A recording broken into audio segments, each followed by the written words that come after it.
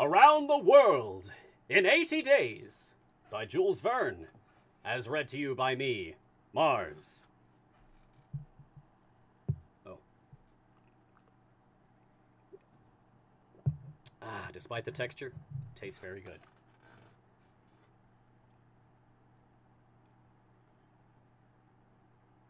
Chapter 4, in which Phileas Fogg astounds Passepartout, his servant.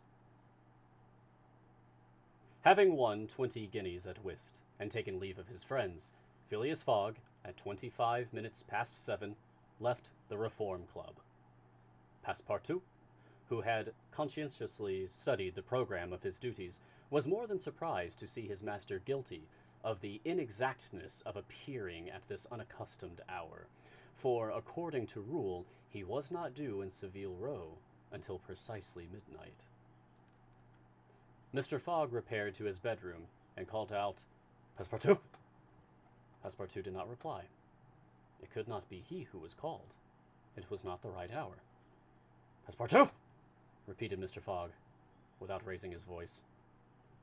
Passepartout made his appearance. "I've called you twice," observed his master.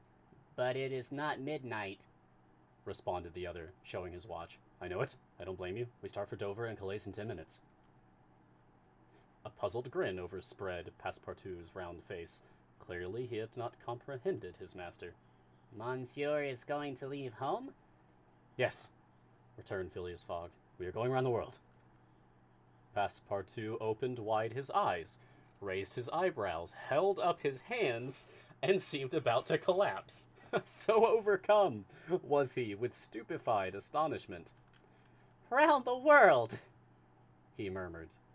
"In 80 days, responded Mr. Fogg, so we haven't a moment to lose." "But the trunks!"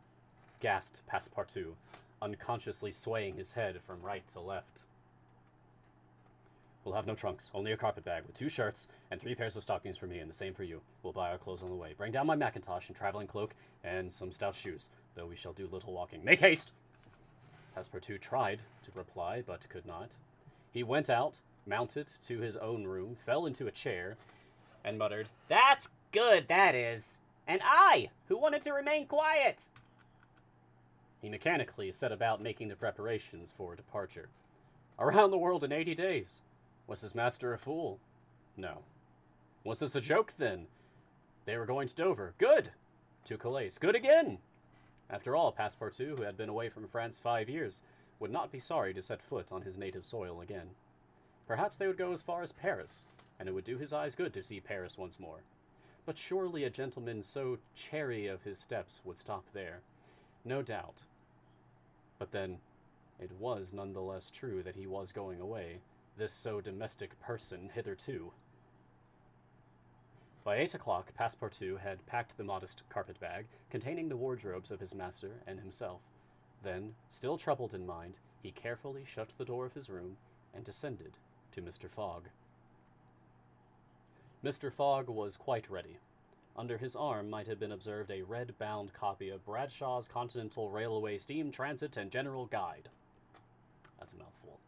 With its timetables showing the arrival and departure of steamers and railways. He took the carpet-bag, opened it, and slipped into it a goodly roll of Bank of England notes, which would pass wherever he might go. "You have forgotten nothing?" asked he. "Nothing, monsieur." "My mackintosh and cloak?" "Here they are." "Good. Take the carpet-bag," handing it to Passepartout. "Take good care of it, for there are 20,000 pounds in it." Passepartout nearly dropped the bag, as if the 20,000 pounds were in gold, and weighed him down. Master and man then descended. The street door was double-locked, and at the end of Savile Row they took a cab and drove rapidly to Charing Cross. The cab stopped before the railway station at 20 minutes past 8. Passepartout jumped off the box and followed his master, who, after paying the cabman, was about to enter the station when a poor beggar-woman with a child in her arms, her naked feet smeared with mud, her head covered with a wretched bonnet, from which hung a tattered feather, and her shoulders shrouded in a ragged shawl, approached and mournfully asked for alms. Mr. Fogg took out the 20 guineas he had just won at whist and handed them to the beggar, saying, "Here, my good woman, I'm glad that I met you," and passed on. Passepartout had a moist sensation about his eyes. His master's action touched his susceptible heart.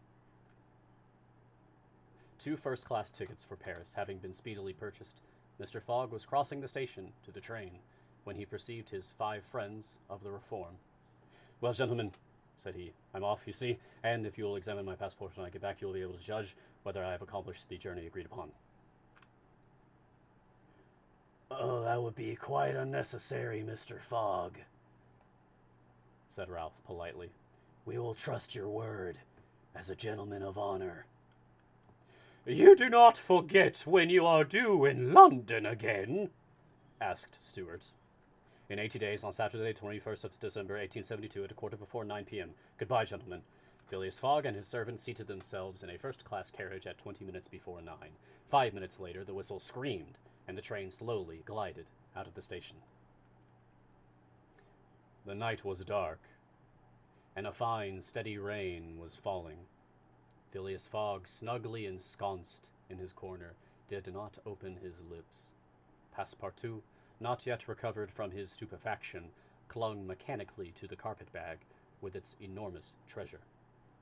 Just as the train was whirling through Sydenham, Passepartout suddenly uttered a cry of despair. "What's the matter?" asked Mr. Fogg. Alas, in my hurry, I forgot "What?" to turn off the gas in my room." "Very well, young man," returned Mr. Fogg coolly. "It will burn, at your expense." End of chapter 4. Oh, I love these guys. Oh, man.